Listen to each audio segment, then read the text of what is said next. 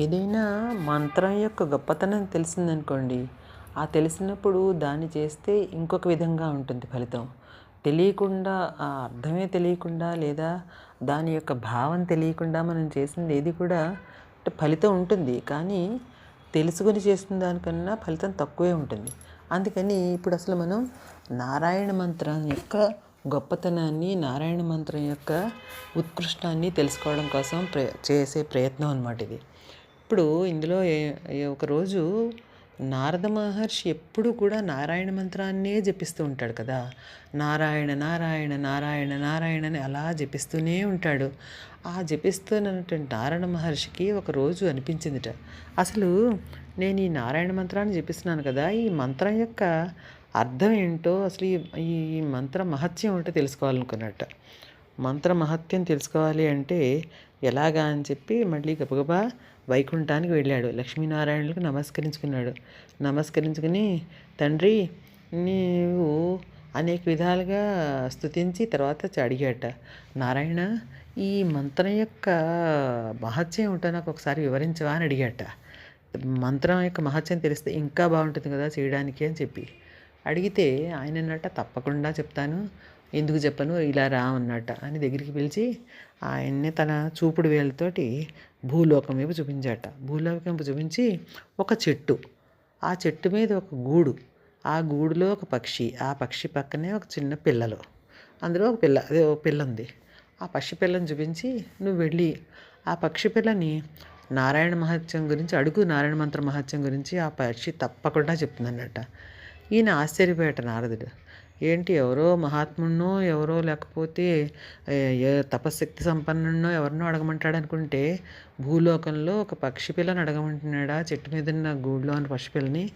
సరే అడుగుదాం పని చెప్పాడు కదా అని చెప్పి వెళ్ళి ఆ పక్షి పిల్ల దగ్గరికి వెళ్ళి, నీకు నారాయణ మంత్ర మహత్యం తెలుసా అని చెప్పి అడగబోతున్నట్ట.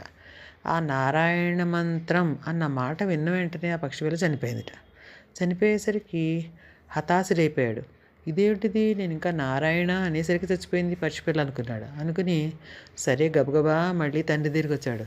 ఇదేమిటి నాన్నగారు, ఆ పక్షి ఏమో, ఆ పక్షి పిల్ల నేను ఇంకా నారాయణ అనేసరికి చనిపోయింది అన్నాడు.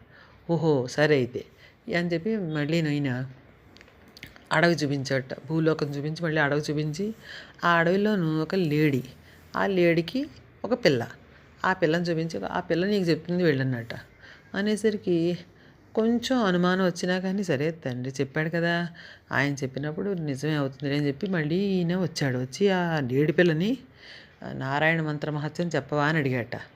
అంతే, ఆ నారాయణ అన్న మాట విన్న వెంటనే మళ్ళీ ఆ లేడి పిల్ల కూడా చనిపోయింది. చనిపోయేసరికి మళ్ళీ భయపడ్డాడు. ఇదేమిటిది, అక్కడ పక్షిని చంపిన పాపం వచ్చింది అని చెప్పి కొంచెం విచారం ప్రారంభమైంది.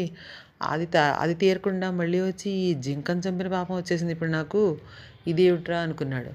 అనుకుని సరే ఎందుకు జరిగిందో మళ్ళీ తండ్రిని అడుగుదాం అని చెప్పి వచ్చాడు.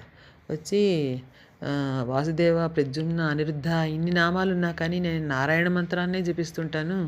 అలాంటిది ఆ నారాయణ మంత్రం యొక్క గొప్పతనం తెలుసుకుందాం అని చెప్పి నేను అడిగితే నువ్వేమోను ఇలా చేస్తున్నావేంటి, ఇప్పుడుగా రెండూ చనిపోయాయి నేను ఇలా చెప్పిన వెంటనే అన్నాడు. అయ్యో అలా జరిగిందా, సరే అయితే ఇప్పుడు రా ఇంకొకటి చూపిస్తానని చెప్పి అక్కడ ఒక ఇల్లు ఉంది కదా భూలోకంలో, ఆ ఇంట్లో ఒక ఆవు కనిపిస్తుంది కదా, ఆ ఆవుకి ఇప్పుడే దూడ పుట్టింది, ఆ దూడ దగ్గర నడుకు కరెక్ట్గా నీకు చెప్తున్నానట అని. నిజంగా చెప్తున్నానట. ఓ నిజంగా చెప్తున్నానట. సరే అయితే అని చెప్పి మళ్ళీ వచ్చాడు. ఆ దూడ దగ్గరికి వచ్చి ఆ లేగదూడని ఇప్పుడు నారాయణ మంత్రం యొక్క మహత్యం చెప్పవా అని చెప్పి అడుగుతున్నాడట. ఈ నారాయణ మంత్రం విన్న వెంటనే మళ్ళీ ఆ లేగదూడ చనిపోయింది. చనిపోయేసరికి నారదుడు హడిలిపోయాడు. అయ్యయ్యో, నిష్కారణంగా ఏదో జపం చేసుకుంటూ ఏదో తపస్సు చేసుకుంటూ నారాయణ మంత్రం జపించుకుంటూ ఉండేవాడిని ఉండకుండానేమో ఆ మంత్రం మహత్యం తెలుసుకోవాలనుకున్నాను. అనుకున్నవాడిని అనుకోకుండా వెళ్ళి తండ్రిని అడిగాను. ఆయనేమో నన్ను ఎందుకు ఇలా హింస పెడుతున్నాడో నాకు అర్థం అవ్వట్లేదని చెప్పి, సరే అక్కడికి వెళ్ళి మళ్ళీ ఇదంతా అడగడం ఎందుకు, నేను ఇక్కడేను తపస్సు చేసుకుంటూ కూర్చుంటాను, ఇప్పుడు వీటికి ప్రాయశ్చిత్తం చేసుకోవాలి. ఎందుకంటే పోయినది ఒక పక్షి, పోనీ అనుకుంటే పక్షి తర్వాత ఏమో జింక చనిపోయింది, పోన్లే రెండు పర్వాలేదు అనుకుంటే జింక తర్వాత గొప్పదైనటువంటి ఆ గోహత్య కూడా ఇప్పుడు అంటుకుంది నాకు. ఈ పాతకం నుంచి ఎలా తప్పించుకోవాలా అని చూస్తూ తపస్సు చేసుకోవడానికి కూర్చున్నట్ట. కూర్చునేసరికి నారాయణుడు అదేమిటి నారదా, నువ్వు విషయం తెలుసుకోకుండానే అలాగా మధ్యలోనే నిష్క్రమిస్తే ఎలా కుదురుతుంది, రా అన్నట్ట. అనేసరికి ఇష్టం లేకపోయినా కానీ మరి తండ్రి పిలిచాడు కదా, వెళ్ళాలి తప్పదు. అందుకని వెళ్ళాడు. మళ్ళీ వెళ్ళి భయంగానే అడుగుతున్నాడు. అడుగుతుంటే సరే అయితే ఈసారి ఇంక అలా కాదు, అక్కడ ఒక ఇల్లు చూపించాట. భూలోకంలో ఒక ఇల్లు చూపించి ఆ ఇంట్లోనూ ఒక ఆవిడకి ఇప్పుడే ప్రసవం అయింది, ఒక పిల్లాడున్నాడు, నువ్వు వెళ్ళి ఆ పిల్లాడిని అడుగు, తప్పకుండా నీకు నిజం చెప్తాడన్నట్ట. అనేసరికి చాలే, అప్పుడేమో ఆ పక్షిని చంపిన పాపం వచ్చింది, తర్వాత జింకని చంపిన పాపం వచ్చింది, ఆ తర్వాత ఏమో లేగదూడని చంపిన పాపం వచ్చింది, ఆ గోహత్య చేసిన పాపం వచ్చింది. ఈ 3 హత్యల నుంచి నేను ఎలా తప్పించుకోవాలా, ఏం ప్రాయశ్చిత్తం చేసుకోవాలా నేను అనుకుంటే ఇప్పుడు వెళ్ళి నరహత్య కూడా చేయమంటావా నన్ను అన్నట్ట. అంటే కాదు నారదా, నేను చెప్తున్నాను కదా, వెడితే నీకు దాన్ని అర్థం తెలుస్తుంది అన్నట్ట. అంటే బాబాయ్ నాకు తెలియదు, నాకు అర్థం అక్కర్లేదు అన్నట్ట. కాదు, నువ్వు అలా వదిలేస్తే మధ్యలో కుదరదు, అందుకని నువ్వు ప్రారంభించావు కాబట్టి దాన్ని పూర్తి చేయవలసిందేను, వెళ్ళమన్నట్ట.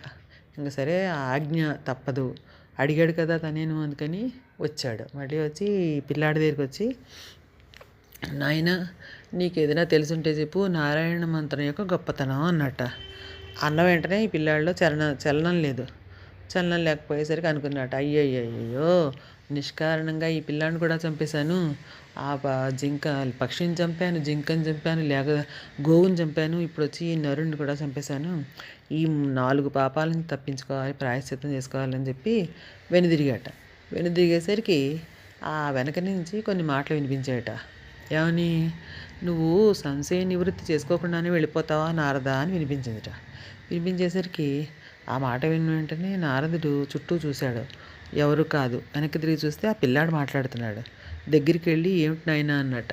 అంటే నేను పక్షిగా ఉన్నప్పుడు వచ్చి నారాయణ అన్నావు, ఆ జన్మ నుంచి నాకు మోక్షం వచ్చింది, అంతకన్నా పెద్దదైనటువంటి జింక జన్మ వచ్చింది, జింక దగ్గరికి వచ్చి అడిగావు నన్ను, అప్పుడు చెప్పావు నారాయణ మహత్యం, ఆ నారాయణ మంత్రం విన్న వెంటనే ఆ జన్మ పోయి గోవుగా జన్మించాను, ఆ గోవు దగ్గరికి వచ్చి నువ్వేమో నారాయణ మంత్రం చెప్పించిన వెంటనే ఆ జన్మ పోయి నాకు ఈ నరజన్మ వచ్చింది, ఇప్పుడు వచ్చి నా దగ్గర వచ్చి నువ్వు నారాయణ అన్న వెంటనే నా పూర్వజన్మ వృత్తాంతం అంతా నాకు తెలిసింది, అదే విధంగా నాకు ఈ మాట కూడా వచ్చింది నీకు చెప్పవలసింది.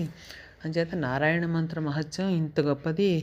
ఆ నారాయణ మంత్రాన్ని తెలిసి చేసినా తెలియక చేసినా, తెలిసి చేస్తే గొప్ప ఫలితం, తెలియక చేసినా కానీ కొంత తగ్గుతుందేమో కానీ ఫలితం అయితే తగ్గదు, అలాంటి ఉత్కృష్టమైన మంత్రం అది అని చెప్పాట పిల్లాడు. చెప్పిన మళ్ళీ ఆ పిల్లాడు తను మామూలుగా అయిపోయాడు అనమాట. మాట పోయింది. అయిపోయేసరికి నారదుడు ఆ పిల్లాడిని దీవించి ఈయన వైకుంఠానికి వచ్చాట. వచ్చి తండ్రి లక్ష్మీనారాయణ నమస్కరించుకొని, నేను ఎంత అదృష్టవంతుణ్ణి, నాకు సంశయం వచ్చినట్టుగా లీలా వినోదం చేసి నువ్వు భూలోకవాసులందరికీ కూడా ఈ నారాయణ మంత్ర మహత్యాన్ని చెప్పడం కోసం కదా నువ్వు నన్ను ప్రేరేపించి నన్ను ఇలా అనుగ్రహించావు అని చెప్పి ఆయనకి వేణోళ్ళ స్తుతించాయన్ని. ఆ తర్వాత లోక సంచారి కదా, అందుకని నారాయణ మంత్రాన్ని జపిస్తూ లోక సంచారార్థే వెళ్ళిపోయాట నారాయణుడు. ఓం నమో నారాయణాయ నమః.